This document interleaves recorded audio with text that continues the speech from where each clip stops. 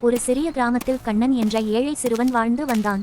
அவன் தினமும் காலையில் எழுந்து காலனியில்லாமல் தண்ணீர் எடுக்க செல்வான். வாழ்க்கை மிகவும் கஷ்டமாக இருந்தது.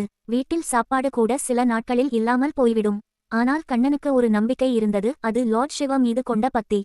ஒரு நாள் கிராமத்தின் பெரிய ஆலமரத்தின் கீழ் கண்ணன் கைகளை கூப்பி அழுதபடி பிரார்த்தனை செய்தான். ஓ இறைவா, எங்கள் கிராமத்துக்கும் எங்கள் குடும்பத்துக்கும் உதவி செய். அந்த நேரத்தில் திடீரென ஒரு ஒளி பிரகாசித்தது. அந்த ஒளிக்குள் சிவபெருமான் தோன்றினார். நீலக்கழுத்துடன் ஜடாமுடியுடன் கையில் திரிசூலம் ஏந்தியவாறு கருணை நிறைந்த முகத்துடன் கண்ணனை நோக்கி நின்றார். கண்ணா, என்றார் சிவபெருமான் மென்மையாக, உன் நம்பிக்கை என்னை மகிழ வைத்தது. நான் உனக்கு ஒரு வாய்ப்பு தருகிறேன். அவர் கண்ணனுக்கு ஒரு சிறிய விதையை கொடுத்தார்.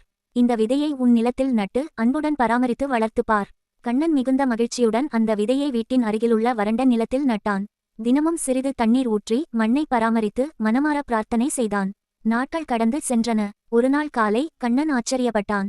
அந்த விதை ஒரு பெரிய மரமாக வளர்ந்திருந்தது. அது சாதாரண மரமல்ல, தங்க நிறத்தில் பிரகாசிக்கும் பழங்களால் நிரம்பிய அதிசய மரம்.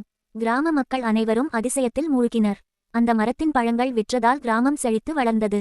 நீர்ப்பாசனம் வந்தது. வீடுகள் புதிதாக கட்டப்பட்டன. அந்த நேரத்தில் மீண்டும் சிவபெருமான் தோன்றினார். கண்ணா, என்றார், உன் உழைப்பும் நம்பிக்கையும் தான் இந்த அதிசயத்தின் காரணம். கண்ணன் கண்ணீருடன் நன்றி கூறினான். இறைவா, உங்களின் அருளில்லாமல் இது சாத்தியமில்லை. சிவபெருமான் புன்னகையுடன் ஆசீர்வதித்து மறைந்தார். அந்த நாள் முதல் கண்ணன் மட்டும் அல்ல, முழு கிராமமும் நம்பிக்கை, உழைப்பு, பக்தி ஆகியவற்றின் அருமையை புரிந்து கொண்டது.